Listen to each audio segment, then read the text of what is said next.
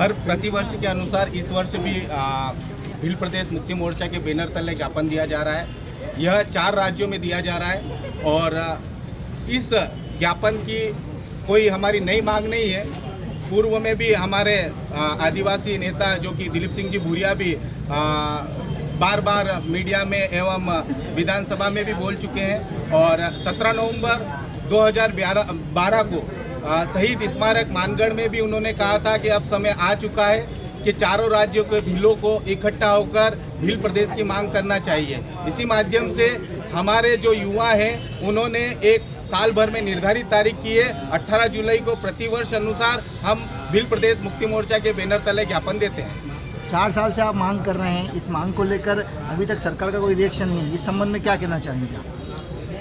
सरकार तक हमारी बात पहुंचना चाहिए और रही मांग की सरकार पूरी करे या न करे, हमारा मकसद है हम इस मांग को हमारी युवा पीढ़ी उठाती रहेगी और जब तक यह मांग पूरी नहीं होगी तब तक यह आवाज़ बंद नहीं होगी। आपको क्या लगता है कि भील प्रदेश बनने के बाद ही आप लोगों के साथ में न्याय होगा? अभी क्या आदिवासी शोषित है या किसी प्रकार की कोई परेशानी आ रही है? नहीं, इस मांग से हमें आप देखिएगा, अगर जो राजस्थान बना है वह भाषाओं के आधार पर राज्यों का गठन हुआ है। पंजाब बना, पंजाबी भाषा के आधार पर गठन हुआ। इस तरीके से इस एरिया में जो 4 राज्यों में जो एक बॉर्डर लेस किया है इन लोगों ने, वह एक षड्यंत्र का हिस्सा है। उस हिस्से को हम पुनः भील लोग इकट्ठा होकर इस राज्य को बनाना चाहते हैं। इसमें आदिवासी या गैर आदिवासी की बात नहीं है, इसमें सभी सार्वजनिक आम जनता का भी भला हो सकता है। क्योंकि आपका ये मानना है कि भीली भाषा को लेकर ही पूरे आदिवासियों को एक बैनर तले आना चाहिए, ये कहना चाह रहे हैं आप?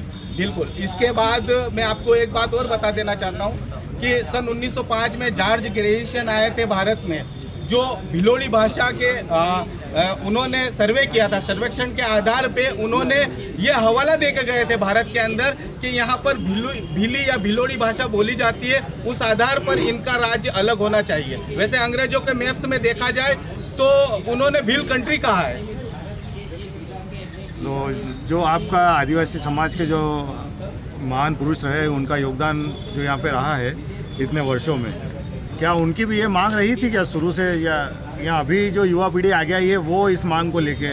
नहीं, देखिए, जब तक अगर देखा जाए तो 1950 के बाद आदिवासियों और पिछड़े दलित लोगों को शिक्षा का आधार मिला था और जब शिक्षा लोगों में धीरे धीरे जागृत हुई तो उस जागृति के आधार पे उन्होंने अपनी मांग बढ़ चढ़कर सोशल मीडिया हो या चाहे जन आंदोलन हो उनमें भागीदारी करते रहे। वैसे तो पहले सोशल मीडिया नहीं था, फिर भी हमारी जो ग्राम सभा या पाल जो पाड़ा बोलते हैं उस माध्यम से वो काम करते रहते थे। आज सोशल मीडिया का ज़माना है, उस माध्यम से युवाओं में एक नई जागृति है।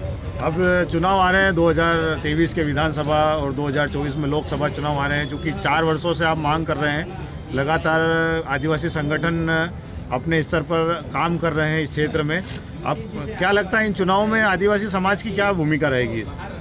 इस बार वैसे तो हमने 2018 से ही हमारा जनप्रतिनिधि उतारना चालू कर दिया था, लेकिन हर अन्य पार्टी में जो आदिवासी नेता विधानसभा और लोकसभा में जाते हैं वह कभी भी आदिवासियों के मुद्दे नहीं उठाते। इस कारण हमें अपने बैनर तले विधानसभा और लोकसभा में आवाज़ उठाने के लिए स्वतंत्र नेतृत्व के लिए हम भेज रहे हैं युवाओं को। पूरे विधानसभा और लोकसभा का जो मापदंड वो देखा जाए जो चुने हुए सदस्यों का, उसमें बड़ी संख्या में आदिवासी समाज के सांसद, लोकसभा सांसद, राज्यसभा सांसद, विधायक पूरे देश के, अगर वो सारे मिलकर इस चीज़ को लेके आवाज़ उठाए तो शायद सरकारों को ये कानून और ये प्रदेश बनाना पड़े। तो जो लोग चुने हुए जो गए हैं, क्या आपको उनसे न्याय नहीं मिल रहा है क्या? नहीं, न्याय तो वो आदिवासियों की बात विधानसभा और लोकसभा में नहीं बोलते ना। चुनावों के समय आप बोल दोगे कि हम आदिवासियों के हितैषी है, हम आदिवासियों को इस तरीके की योजनाओं का लाभ देते हैं, उससे आदिवासियों का भला नहीं होगा। उन जनप्रतिनिधियों को विधानसभा और लोकसभा में जब तक आदिवासियों की आवाज़ बुलंद नहीं करेंगे तब तक ये युवा इस तरीके से आवाज़ उठाते रहेंगे। तेलंगाना जैसा राज्य आदिवासी पृष्ठभूमि पर तैयार हुआ है, आपको क्या लगता है वहाँ से जो अभी इस राजनीति हलचल तेलंगाना से लेकर मध्य प्रदेश की जो शुरू हुई है, एक रोपवे जो तैयार हुआ है, आपको लगता है कि उससे कुछ फ़ायदा होने वाला है? जी, उन्होंने तेलंगाना राष्ट्र बनाना था और 2 बार मुख्यमंत्री भी बन चुके और उन्होंने अपना प्रदेश बना लिया है। अब उनका मिशन है कि हम राष्ट्रीय स्तर पर अपनी आवाज़ पहुंचाएं, इसलिए उन्होंने पार्टी का गठन किया। उसी बेस पे आज जो युवा हैं वही काम यहाँ पर भी कर रहे हैं मध्य प्रदेश में, तो आने वाले समय में परिवर्तन जरूर देखने को मिलेगा। कांतिलाल जी से जानना चाह रहे हैं कि आप जयेश से जुड़े हुए लगातार काम कर रहे हैं। पिछले कुछ दिनों में देखने में आ रहा है पंचायत चुनाव के बाद में जयेश की जो भूमिका है वो कमज़ोर होती दिखाई दे रही है और आपके जो कार्यकर्ता है वो अलग अलग पार्टियों में बंटते हुए दिखाई दे रहे हैं, अलग अलग हिस्सों में बंटते हुए दिखाई दे रहे हैं। आगामी चुनाव को लेकर चुनाव लड़ने के दावे हैं। आपको लगता है कि जो ग्राम पंचायतों के चुनाव में जो कमज़ोर परिणाम आए थे, इस स्थिति में विधानसभा चुनाव में आपको अच्छी कोई पोजीशन मिलेगी यहाँ पर?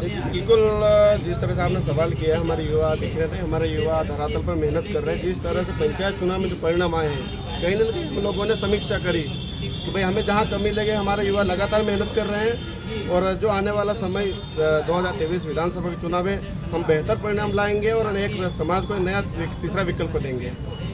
तीसरे विकल्प के चक्कर में कहीं ऐसा ना हो कि किसी राजनीतिक दल को आपके उपस्थिति से लाभ हो जाए या आपके माध्यम से कोई राजनीतिक दल लाभ उठाने की सोचे, तो आपका स्टैंड अभी तक क्लियर नहीं है कि संगठन चुनाव लड़ेगा नहीं लड़ेगा, किसी का साथ देगा, समर्थन देगा। क्या कोई ऐसा व्यक्ति जो आपकी मांगों को मांग के आगे आता है और वो किसी दल से चुनाव लड़ता है, जैसे कि हीरालाल अलावा जी लड़े हैं, ऐसा कोई अगर व्यक्ति आता है तो आपकी क्या भूमिका रहेगी उसमें? देखिए, वादे तो देश आज़ाद हुआ 70 साल हो गए। हर लोगों ने हमारी मांगे को बोला हम पूरा करेंगे, ऐसा कोई हुआ नहीं है आज तक। और जिस तरह से आपने बोला किसको हानि फायदा है, तो हम समाज को एक नया विकल्प देंगे। हमें कोई मतलब नहीं कौन व्यक्ति किसको हानि हो किससे लाभ, हम समाज का देखेंगे और समाज के लिए एक बेहतर परिणाम और समाज को एक बेहतर परिणाम मिले, इसको लेकर हम लोग मेहनत लगातार कर रहे हैं।